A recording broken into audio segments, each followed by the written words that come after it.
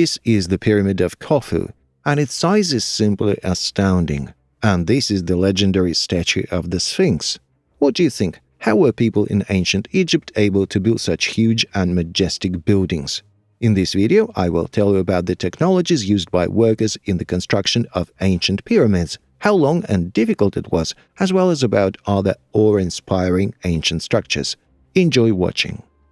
There are many legends about the construction technologies in ancient Egypt. Some of them are even conspiratorial, like humans could not possibly have built all these huge pyramids and temples. They must have been helped by someone more educated, namely aliens. But in this video, I will tell you how things really were. Let's start with the most famous constructions of ancient Egypt, the colossal pyramids. These are one of the most impressive and mysterious achievements of humanity. These monumental structures served as burial places for pharaohs and important symbols of ancient Egyptian art and culture. The first pyramid was built around the 27th century BC, and the most famous to date is the Pyramid of Khufu. This magnificent structure was built in honor of Pharaoh Khufu and served as his resting place. The Pyramid of Khufu became one of the 7 wonders of the ancient world and was the tallest structure in the world for more than 3,800 years. Another distinctive feature is the special geometric shape of the buildings. It was characterized by its modernity and precision. The structure of the pyramids consists of huge stone blocks weighing several tens of tons. This fact just amazes me. How could people thousands of years ago move such heavy objects to such a great height? I want to tell you more about this next. The ancient Egyptians conducted magnificent engineering projects, including the construction of pyramids, in conditions where modern machines and technology were unavailable. The main building materials for these structures were granite, basalt, and limestone, weighing several tons.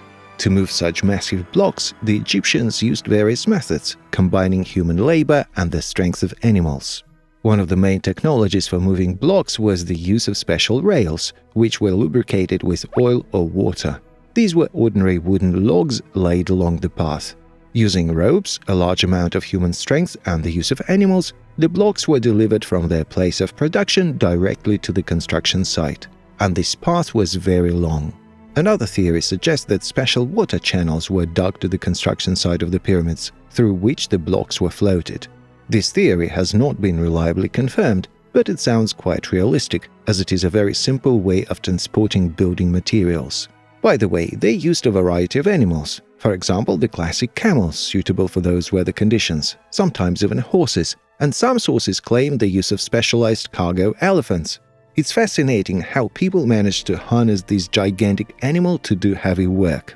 On the construction site itself, the blocks were placed on top of each other using levers and props. There were no construction cranes in ancient Egypt, but they constructed something similar. And most importantly, there were no aliens, just hard human labor.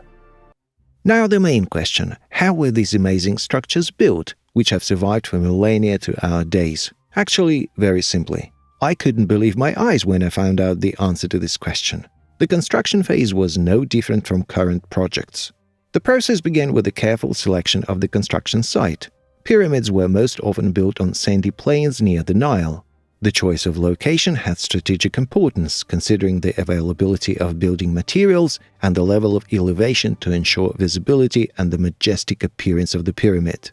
Then came the next stage of extracting building materials and their delivery to the construction site. I've already talked about this in detail earlier, so we won't dwell on it. The first stage of construction was creating a solid foundation. The Egyptians usually built a platform of large stone blocks to ensure stability and withstand the test of time. The main requirement was to create a flat, stable surface. Next came the stage of laying blocks. They were stacked on top of each other to create the step structure of the pyramid. The process required precision and coordinated efforts of the workers. The most amazing thing is that no bonding material was used. The blocks did not move due to the accuracy of their placement, and their enormous mass prevented various weather phenomena from moving them anywhere. After completing the main structure, some pyramids were faced with polished stone slabs to give them a smoother and shinier appearance. Unfortunately, such a facade has almost completely not been preserved to our days. And the final stage, decoration. The tops of the pyramids were completed with stone elements, depicting scenes from the life of the pharaoh, gods, and ritual symbols. The main secret thanks to which these gigantic structures have stood to our days is their structure. The blocks were installed in a strict sequence, which allowed them to secure each other. Building materials for the upper floors of the pyramids were delivered using special passages inside the structures. And no miraculous technologies were used, only very hard human labor. And how long do you think it took to build the same Pyramid of Khufu? You will be simply shocked by the information I found especially for you. In fact, it took about 20 years to build the largest and most famous pyramid in Egypt. The exact construction time remains the subject of debate among researchers, but it is generally believed that the process began during the reign of Pharaoh Khufu around 2580–2560 BC. In 20 years, they not only completed the main work on laying the blocks, but also finished the preliminary site preparation, quarrying and preparation of building materials, as well as the final touches and decoration. And this information sounds simply astounding, especially if you have ever seen this object in person. Because in the modern world, using the latest technologies, having skilled manufacturing and huge number of educated engineers, it took more than 6 years to build the tallest tower in the world, Burj Khalifa in Dubai. Of course, these two structures cannot be directly compared, but considering that the pyramids were built in times when humanity hardly had quality tools, it continues to baffle many people. By the way, I understand why many say that the Egyptians could not have built such huge structures on their own. After all, it required immense efforts, and these were indeed applied by the workers who erected these wonders of the world. The working day of the Egyptian builders involved in the construction of the pyramids was very challenging. Often slaves were used in building these structures, and if you hate getting up early in the morning, the following information will shock you. The working days began early in the morning to avoid the hottest time of the day. Usually it was around 4–5 p.m., just when the sun began to rise. Working during the hottest hours was simply impossible due to air temperatures rising above 80 to 100 degrees Fahrenheit. Therefore, all builders often involuntarily had to get up so early and gather at the construction site, where they were awaited by a foreman or overseer. Then, dividing into teams, the builders went to perform their duties. Naturally, they all carried out incredibly difficult tasks. And so it continued until the lunch break, which they usually had in the middle of the day when the sun was at its peak. The workers could eat, catch their breath, and rest well before continuing work. By the way, the break was approximately at 12 or 1 o'clock. After that, the workers continued their duties right until sunset. The thing is, there was no quality lighting back then, making it impossible to continue construction processes. It is truly amazing, as sunset was around 9 or 10 p.m. Ultimately, an ordinary worker whose tasks were extremely physically challenging worked almost without days off for 12 to 14 hours a day for several years. This is simply astonishing. Such overtime occurred because the construction deadlines were extremely tight. And most importantly, in Egypt, not only pyramids were built this way. Another amazing fact about ancient Egypt is that there was a sewage system similar to the modern one. These structures were a real engineering achievement and excellently reflected the high level of organization and technical skill of the ancient civilization.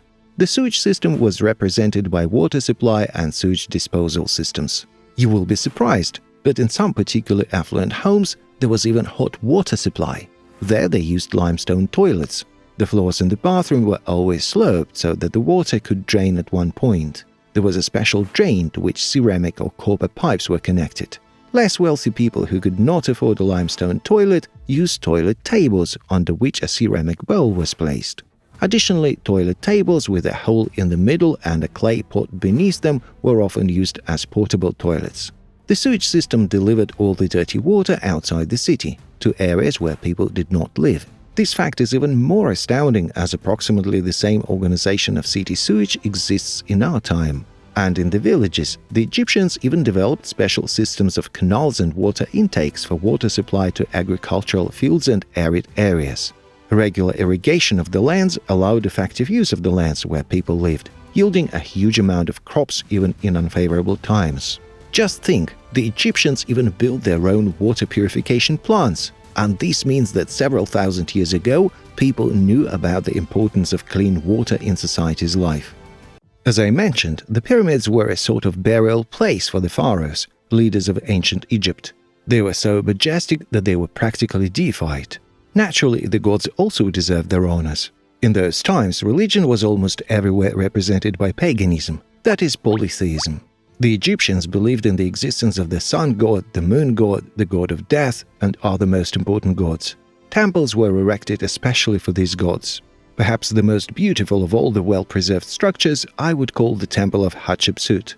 In fact, it was built not for the gods. It was a burial house for the queen of ancient Egypt. It's amazing that this enormous structure was built right into the rock. The temple's length is over 600 feet, and its width is more than 300 feet. Moreover, the road leading to it extends for over 3,000 feet. Another structure I would like to highlight is the Karnak temple complex. Inside this building there were huge statues. The dimensions of the temple are also astonishing. Incidentally, it took several decades to build, and in 1979 the structure was included in the UNESCO World Heritage List. I also cannot overlook the Luxor temple. This complex on the east bank of the Nile impresses with its vastness. At the entrance you are greeted by several statues, the sizes of which exceed human height by about 6 times. The most interesting fact about this temple is that it is not dedicated to any pharaoh or deity. Instead, it is believed to have been used as a ceremonial place for the coronation of new leaders.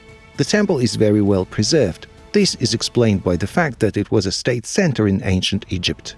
Lastly, I would like to mention Abu Simbel. It is a small town near the border of Egypt with Sudan.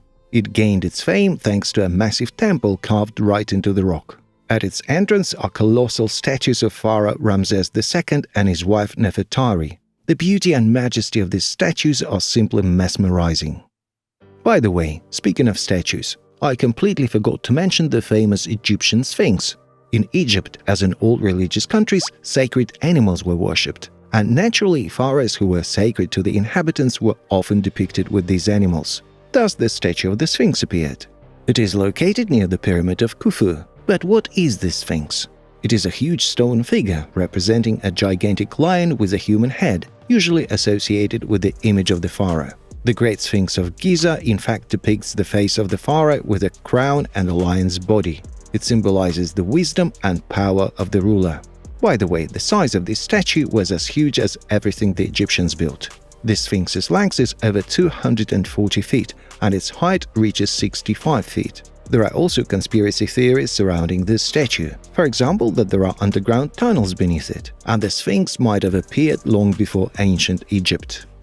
In this video, I told you about the amazing technologies used in ancient Egypt which were employed in the construction of all these majestic buildings. Thank you for watching.